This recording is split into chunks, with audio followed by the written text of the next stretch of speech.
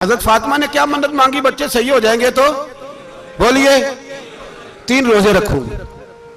अल्लाह तबारक व तआला ने बच्चों को शिफा अता फरमा दी। और मैं समझता हूं ये करबला की ट्रेनिंग थी। रोजे रखे बच्चों ने। किसने रोजे रखे? बच्चों ने। किसने? 7-8 साल की उम्रें बच्चों की। हजरत अली फरमाते हैं जब मैंने देखा ना मेरे बच्चे भी रोजे से हैं तो मैं कहीं से थोड़े से जौ लाया। ये शहजादे हैं कायनात के सबसे बड़े। फरमाते मैंने बीबी पाक को दिए तो सैयदा पाक ने जौ पीसे रोटियां पकाई। और जब ऐन इफ्तारी के वक्त खाना सामने आया तो दरवाजे पे भिखारी आया।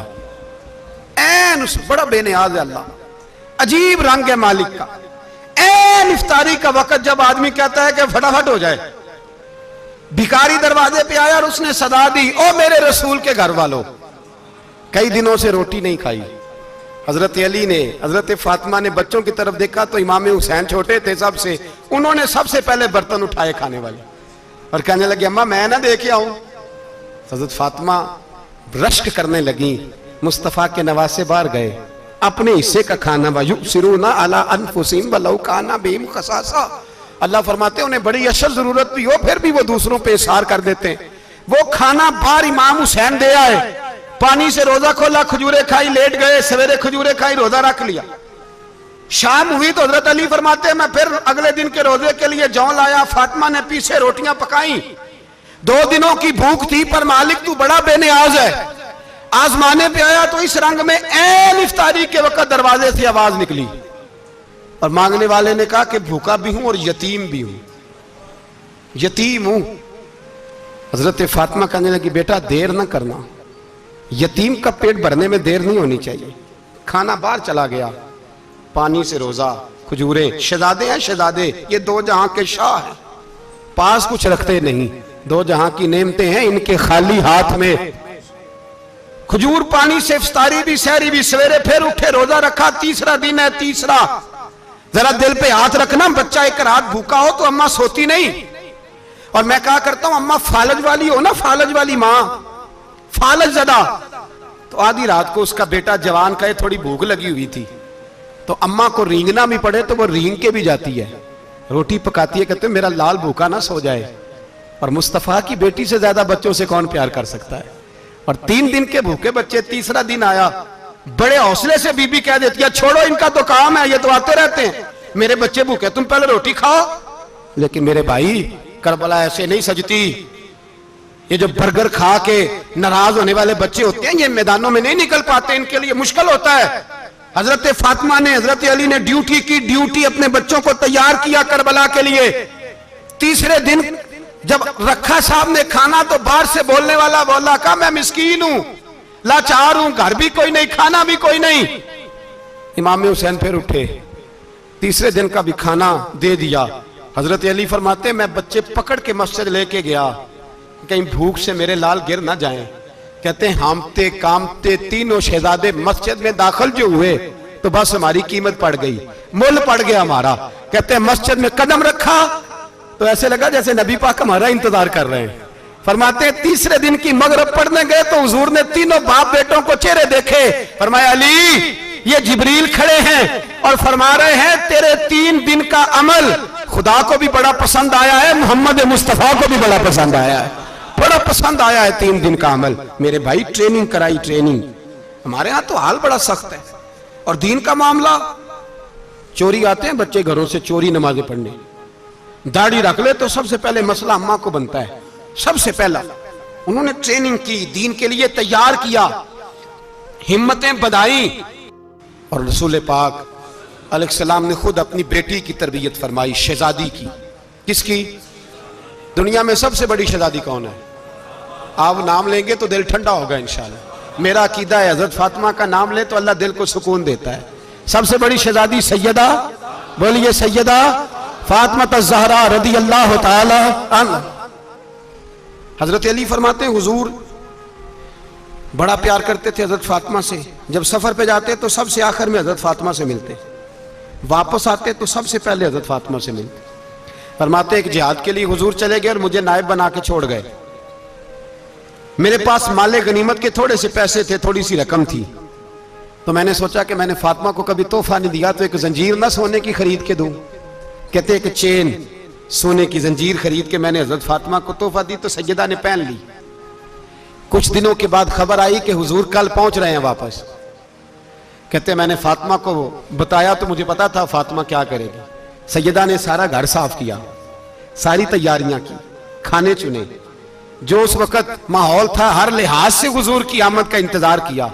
और सवेरे से ही हजरत फातिमा बैठ गई। सवेरे से हुजूर कई दिनों के बाद आ रहे, कमाल हो गई।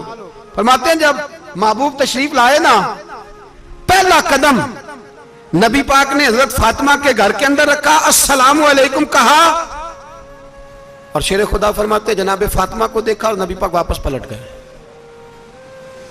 कहते मैं नहीं था घर में, मैं वापस आया, बीबी साहबा ने बताया और मैंने देखा कि फातिमा इस तरह रोती है कि मैंने ऐसा रोते कभी देखा ही नहीं। फातिमा हुआ क्या का पता करो। हुजूर चले गए, पर बगैर मिले ही चले गए। कहती है मैं मस्जिद गया, मैंने कहा ऐसा क्या हो गया कि इतना महबूब बगैर मिले रुखसत हो गए। मैं मस्जिद गया और जाकर के मैंने देखा तो नबी पाक की मस्जिद के कोने में बैठे। मैं करीब बैठा, मैंने कहा या रसूलल्लाह फातिमा बड़ा रो रही है, क्या हुआ। कहते नबी पाक की आंखों में भी आंसू आ गए, हुजूर भी रोए। पता है नबी पाक ने क्या फरमाया, ये तरबियत है, इस तरह करबला सजती है। रसूल पाक अलैहिस्सलाम ने फरमाया वो मेरी बेटी होके सोना पहनती है, हर औरत के लिए जायज है, कई किलो भी पहन ले तो शरीयत मना नहीं करती।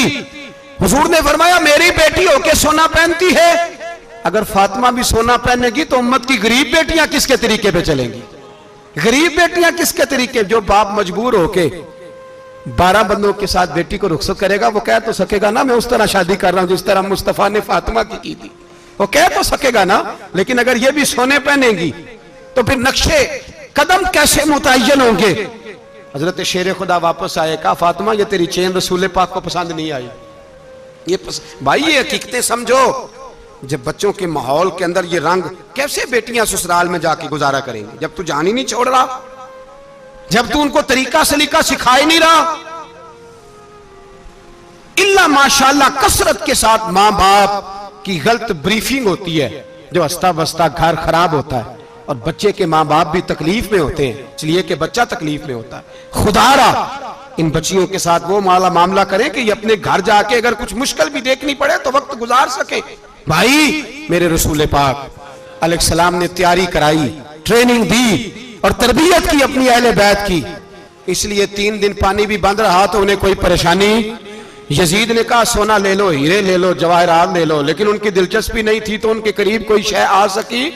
यहां लोग बिकते इसलिए हैं कि मौज करने का बड़ा शौक है, मकान बंगला कारें पजारो ये चीजें परेशान करती हैं तो लोग बिकते हैं। मजमून को समेटना है, मैं 3-4 मौजू आज बयान करना चाहता था लेकिन बातें बस फिसल फिसल के दाएं बाएं निकल जाती हैं। जो बदर की जंग थी ना वो कुफर इस्लाम की जंग थी। ओहद की जंग बोल के बताएं, खैबर की, खंदक, करबला नहीं, हक्को बातल की, कौन सी बोले नहीं, एक दफा सारे बोले आपको सवाब होगा, क्योंकि इमाम हुसैन को आप हक पे कहेंगे तो अल्लाह आपको अजर देगा। कौन सी जंग थी? हमारे हुक्मरान पता क्या कहते हैं, कहते हैं मौलवी हर वक्त हमारे पीछे पड़े रहते हैं, हम नहीं मुसलमान, हम नहीं नमाज पढ़ते, तुम्हें तो सूरत इखलास नहीं आती। यजीद तो जुमा पढ़ाया करता था, तो जुमे को खुतबा देता था। और अजीब लफ्ज लिखे हैं बाज तारीख लिखने वालों ने कि जुमे का दिन था तो इमाम हुसैन 10 मुहर्रम ना जुमे वाले दिन थी, तो इमाम हुसैन करबला में बाहर निकले तो आपने फरमाया इत्माम में उज्जत कर दूं, कोई ये ना समझे कि मुझे तो पता ही नहीं चला, गलती से तीर लग गया इमाम हुसैन को। आपने फरमाया मुझे बताओ तो सही मुझे क्यों शहीद कर रहे हो। कोई ना बता सका तो इमाम हुसैन ने फरमाया मुझे क्या जरूरत थी मदीना छोड़ के मस्जिद नबी छोड़ के आता, मैं तो इसलिए आया हूं कि जिसको तुमने हुक्मरान बनाया वो शराबी है। कौन है वो? रंडियों का नाच देखता है, मुजरे देखता है, मुजरे। वो अल्लाह के हलाल को हराम और हराम को हलाल कहता है, लिहाजा मुसलमानों का हुक्मरान बनने के काबिल है ये इमाम। और ये मैं आपको एक नहीं, मैं 20 तारीखों में दिखाऊंगा कि यही खुतबा इमाम हुसैन का कि तुमने अल्लाह के हलाल को हराम, हराम को हलाल कहा, शराब जिना जुआ बदकारी आम कर दी, लिहाजा यजीद मुसलमानों का हुक्मरान बनने का अहल